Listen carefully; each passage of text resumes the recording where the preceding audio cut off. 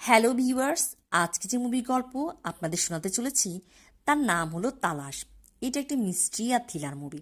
মুভির গল্পের শুরুতে দেখানো হয় গভীর রাতে একটা নির্জন রাস্তায় একটা গাড়ির নিয়ন্ত্রণ হারিয়ে সমুদ্রে গিয়ে পড়ে। পরের দিন সকালে senior police inspector Sujan Surisen Sakhawat এবং তার সহকারী দেবব্রত কুলকার্নি যখন তদন্ত শুরু করে, আশেপাশের লোকদের মতে গাড়িটি সামনে কিছু একটা এড়াতে চেয়েছিল এবং ছিটকে গিয়ে সমুদ্রে পড়ে যায়। গাড়িটি যখন ক্রেনের সমুদ্রের পানি থেকে উপরে ওঠানো হয়, তখন গাড়িতে পাওয়া যায় সুপরিচিত অভিনেতা আরমান কাপুরকে। আরমান কাপুর গাড়িতে একাই ছিল এবং তার মৃত্যু হয়। পুলিশ আরমানের স্ত্রী সোনিয়ার সাথে দেখা করে। সেখানে আরমানের ঘনিষ্ঠ বন্ধু সঞ্জয়ও ছিল। তবে পুলিশ কেসের কোনো কুলকিনারা খুঁজে পায় না। সিনিয়র পুলিশ ইন্সপেক্টর সুরির ব্যক্তিগত জীবনও সুখের নয়। কিছু মাস আগে সুরি তার পরিবার নিয়ে ভ্রমণে যায়। সেখানে তাদের 8 বছরের ছেলে করণ পানিতে ডুবে মারা যায়। এই দুর্ঘটনা সুরি এবং তার স্ত্রী রশনির জীবনটা এলোমেলো করে দেয়। তাদের স্বামী স্ত্রীর সম্পর্কের মধ্যে দূরত্ব নিয়ে আসে। সুরি এই দুর্ঘটনার জন্য নিজেকে দোষী মনে করে, আর এই অপরাধবোধের কারণে রাত রাতভর নির্ঘুম কাটায়। এবার গল্পে তৈমুর নামে এক লোককে দেখানো হয়। সে এসে শশী নামে এক দালালকে এই খবর দিয়েছে সুপারস্টার আরমান কাপুর মারা গেছে। এতে শশী চিন্তায় পড়ে যায়। তার গার্লফ্রেন্ড মালিকা বলে, তুমি তো কালকে রাতে আরমান কাপুরের সাথে দেখা করেছিলে, তাই না?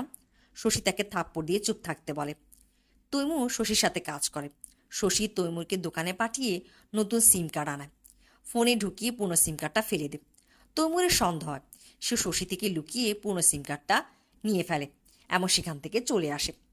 এদিকে শশী একটা সবুজ ব্যাগ থেকে কিছু একটা নিয়ে আরেকটা ব্যাগে রাখে এবং সেটা গোছগাছ করে তার প্রেমিকা মালিকাকে বলে সে কিছুদিনের জন্য গ্রামের বাড়িতে যাচ্ছে একটা কাজে। এই বলে ঘর থেকে বেরিয়ে যায় এবং এক জায়গায় সে এক লোককে ফোন করে। তাকে 50 লাখ টাকা দেওয়ার কথা বলে। লোকটি তাকে একটা মেলায় দেখা করতে বলে। এদিকে আরমান কাপুরের কেসে তদন্ত করতে গিয়ে পুলিশ আরমান কাপুরের অ্যাকাউন্টেন্টের কাছ থেকে জানতে পারে যে দুর্ঘটনার রাতে তিনি আরমানকে 20 লক্ষ টাকা দিয়েছিল একটা সবুজ ব্যাগে, কিন্তু উদ্ধারকৃত আরমান কাপুর গাড়িতে তা পাওয়া যায়নি। অ্যাকাউন্টেন্ট আরও বলে যে এর আগেও আরমানের কথা মতে তিনি 10-20 লাখ টাকা হোটেল লিডো রিসেপশনের কাছে পৌঁছে দিয়ে এসেছিল। সেখানে তদন্ত করতে গিয়ে পুলিশ জানতে পারে রিসেপশনিস্ট নাম ছিল মুরগান, তবে সে এখন হোটেল লিডোতে আর কাজ করে না।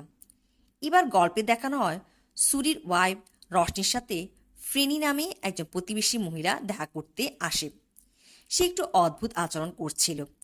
রশনি রান্নাঘরে চা আনতে গেলে ফ্রেনি তাদের ছেড়ে কর্ণের ছবি খুঁজে বের করে ছবিটার সাথে কথা বলতে থাকে। এরপর দৃশ্যে দেখানো হয় ইন্সপেক্টর সুরি রাতে গাড়ি নিয়ে শহরে ঘুরে বেড়ায়। তো এক রাতে রোজি নামে একজন স্কট তার গাড়ি থামায় এবং তার সাথে সুরিকে যেতে অফার করে। সুরি তাকে প্রথমে চলে যেতে বললেও যখন সে হোটেল লিডোর কথা উচ্চারণ করে, তখন সুরি তাকে গাড়ির ভেতরে নিয়ে বসায় আর রিসেপশনের মুরগানের কথা জিজ্ঞেস করে। রোজি বলে তার এইডস হয়েছে, এর জন্য হোটেল থেকে তাকে তাড়িয়ে দেওয়া হয়েছে। সে এখন গ্রামের বাড়িতে আছে।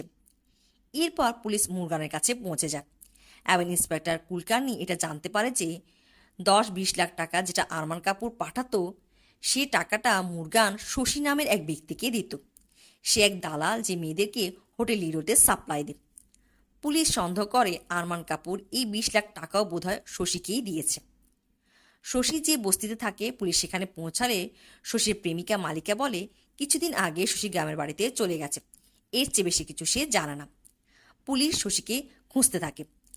একদিন সুরি আর রশনি সোসাইটি কালচারাল প্রোগ্রাম থেকে বাসায় ফিরছিল। ফ্রেনি তাদের পথে পায়। সে সুরির কাছে গিয়ে বলে তাদের ছেলে করণের আত্মা সুরির সাথে কথা বলতে চায়। এতে সুরি ফ্রেনির উপর ভীষণ খেপে যায়। সে এসব কিছু বিশ্বাস করে না। বাসায় এসে রশনিকেও ফ্রেনি থেকে দূরে থাকতে বলে। এরপর গল্পে দেখানো হয় পুলিশ শশীর সঙ্গী তৈমুরের খোঁজ পায়। তাকে পুলিশ স্টেশনে নিয়ে এসে জিজ্ঞাসাবাদ করে। তৈমুর বলে সে কিছুই জানে না। তবে পুলিশের কাছ থেকে তৈমুর এটা জেনে যায় যে শশীর সাথে 20 লাখ টাকা আছে। পুলিশ তাকে ছেড়ে দিলে তৈমুর তার কাছে শশীর পুরনো সিম কার্ড যা সে চুরি করে নিয়ে নিয়েছিল সেটা দিয়ে শশীর ডায়াল করা নম্বরে ফোন দেয়। আর উপাস থেকে একজন বলে, শশী এতবার ফোন দিচ্ছিস কেন? কাল মেলায় আসতে বলেছি, 50 লাখ টাকা পেয়ে যাবি। এটা শুনে তৈমুর ফোন কেটে দেয়। সে বুঝে যায় বড় ধরনের কোনো ঘাবলা আছে। ইন্সপেক্টর সুরির ওয়াইফ রশনি ফেনির কথাগুলো বিশ্বাস করেছিল। তাই সে ফেনির কাছে গিয়ে ফেনির মাধ্যমে করণের আত্মার সাথে কথা বলে। এদিকে দেখানো হয় তৈমুরকে। সে শশীর প্রেমিকা মালিকাকে পতিতালয়ের ম্যাডামে লোকদের দিয়ে উঠিয়ে নিয়ে যায়। আর শশীর ঘরে তল্লাশি করে, সেখানে সেই সবুজ ব্যাগটা খুঁজে পায়, আর সেটার মধ্যে একটা ডিভিডি খুঁজে পায়। সেটা প্লে করে সে দেখে রোজি, আরমান কাপুর ও আরও দুজন ব্যক্তির সাথে হোটেল লিডো থেকে বের হয়ে আসছে। তখন তৈমুরের একটা ঘটনা মনে পড়ে। শশী একবার রোজিকে গুরুতর আহত অবস্থায় তার ঘরে নিয়ে এসে তৈমুরের হাতে ডাক্তার ডেকে আনে। ডাক্তার বলে রোগীর অবস্থা খারাপ, বাঁচানো সম্ভব হবে না। শশী তৈমুরকে এসব কাউকে না জানাতে বলে এবং সেখান থেকে চলে যেতে বলে। এরপর দৃশ্যে দেখানো হয় পুলিশ শশীর লাশ খুঁজে পায় একটা মেলায়। শশী গ্রামে যায়নি, সে শহরে একটা জায়গায় লুকিয়েছিল। সেখান থেকে পুলিশ তার জিনিসপত্র উদ্ধার করে এবং আরমান কাপুরের সে 20 লক্ষ টাকাও খুঁজে পায়। ইন্সপেক্টর সুরির সাথে রোজির আবার দেখা হয়। সুরি রোজির সাথে সময় কাটাতে তার ভালো লাগে।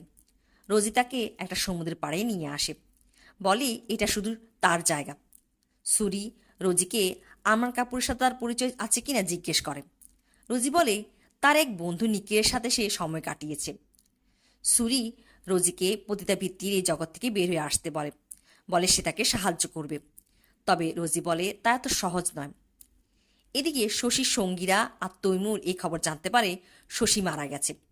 তৈমুর বুঝে যায় শশী আরমান কাপুর কাছ থেকে তো টাকা নিয়েছিল, আর এখন আরও টাকার জন্য অন্য কাউকে ব্ল্যাকমেল করছে, এবং সেজন্যই সে মেলায় গিয়েছিল। ওদিকে পুলিশ ইন্সপেক্টর সুরি এসে আরমান কাপুরের ওয়াইফ সোনিয়ার সাথে কথা বলে। সেখানে আরমানের বন্ধু সঞ্জয় ছিল। তখনই তৈমুর শশী পুরনো সিম কার্ড থেকে সেই নম্বরে আবার ফোন করে, আর সেই ফোনটা রিসিভ করে সঞ্জয়। শশী মূলত সঞ্জয়কেই 50 লাখ টাকার জন্য ব্ল্যাকমেল করছিল। তৈমুর বুঝতে পারে না শশী কেন সঞ্জয়ের কাছ থেকে টাকা চাচ্ছিল। সে অন্ধকারে তীর ছোড়ে। সঞ্জয়কে বলে তাকে 50 লাখ টাকা দিতে হবে, তা না হলে শশীর এই সিম কার্ড আর ডিভিডি পুলিশকে সে দিয়ে দেবে। সঞ্জয় ভয় পেয়ে যায়। সে তৈমুরকে টাকা দিতে রাজি হয়ে যায়। তৈমুর তাকে রেল স্টেশনে টাকা নিয়ে দেখা করতে বলে। এদিকে পুলিশ ইন্সপেক্টর সুরি বাসায় এলে সে দেখে বাসায় রশনি নেই। সে আলমারির মধ্যে কিছু প্রয়োজনীয় জিনিস খুঁজছিল, আর সে কয়েকটা চিঠি পায়। চিঠির উপরে লেখা করণের চিঠি। সুরি বুঝে যায় ফ্রেনি রশনিকে এগুলো দিয়েছে, এবং এটাও বুঝে যায় রশনি এখন কোথায়। সে ভীষণ রেগে যায় এবং ফ্রেনির বাসা গিয়ে রশনিকে সেখান থেকে বের করে নিয়ে আসে।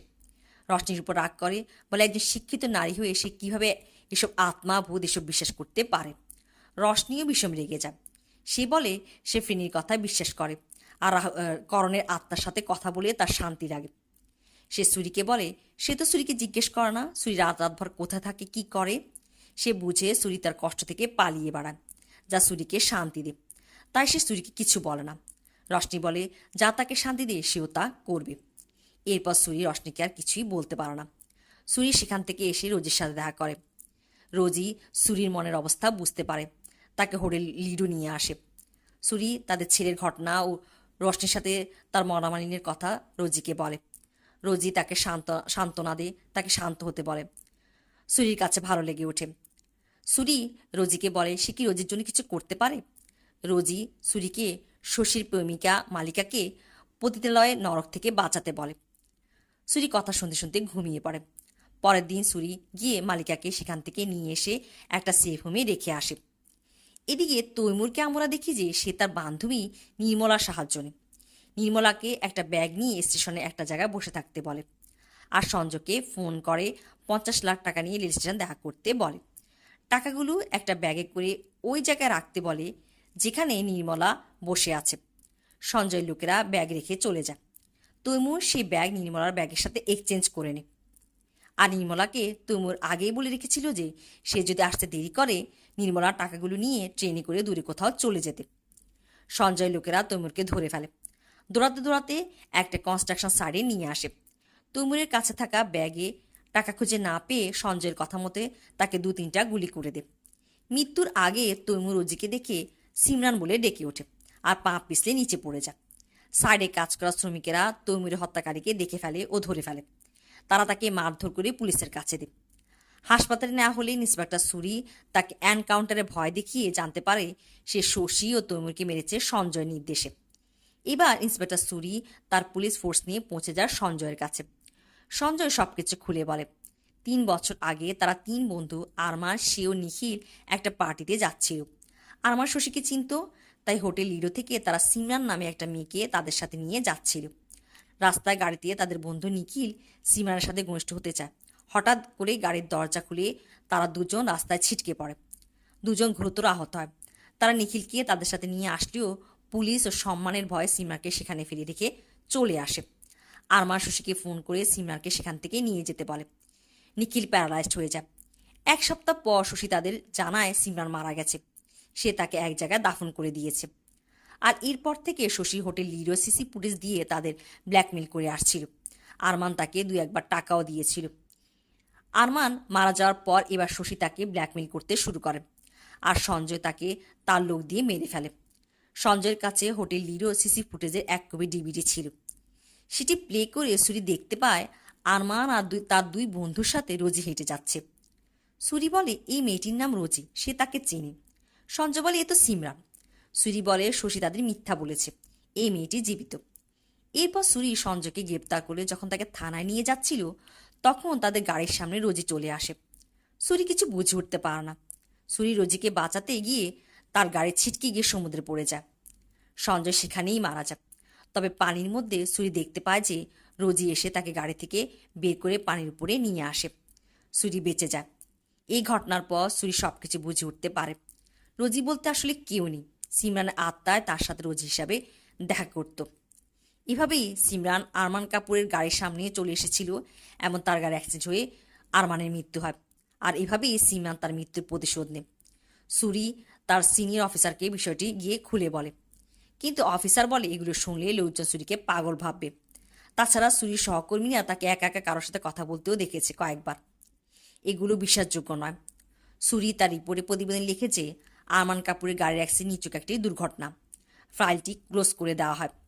সুরি যে কিনা সুপার ন্যাচারাল বিষয়ে বিশ্বাস করতো না, তারও এবার বিশ্বাস হয় যে আত্মা আছে। সে রুজির সাথে তার কথোপকথনগুলোর 2-2-4 মিলিয়ে বুঝে যায় শশী রোজি মানে সিমরানকে কোথায় মাটি চাপা দিয়েছে। সুরি সেই সমুদ্রের পাড়ে আসে যেখানে রোজি তাকে নিয়ে এসেছিল আর বলেছিল এটা তার জায়গা। আর সুরি সেখানে গিয়ে মাটি খুঁড়ে কঙ্কাল খুঁজে পায়। কঙ্কালের হাতে আংটি দেখে সে শিওর হয় এটি রোজি, কারণ এই আংটিটি রোজি পরে থাকত। সুরি রোজির আত্মার শান্তির জন্য তার মৃতদেহে সৎকার করে। বাসায় ফিরে সুরি তার আলমারির ডয়ারে রোজির আংটিটি রাখতে যায়। সেখানে সে একটা চিঠি পায়, খামের উপর লেখা করণের চিঠি তার দাদার জন্য। তাদের ছেলে করণ সুরিকে বাবা না বলে দাদা ডাকত। চিঠিটি নিয়ে সুরি সেই লেকের পাড়ে চলে যায় যেখানে করণ ডুবে মারা গিয়েছিল। চিঠিতে করণ তার দাদা সুরিকে মন খারাপ ও নিজেকে দোষারোপ করতে মানা করে। বলে দাদা, এখানে তোমার কোনো দোষ ছিল না। তার মা রশনির সাথে হাসি আনন্দ নিয়ে থাকতে বলে। সে যেখানেই আছে ভালো আছে। সুরি চিঠি পড়ে কান্নায় ভেঙে পড়ে।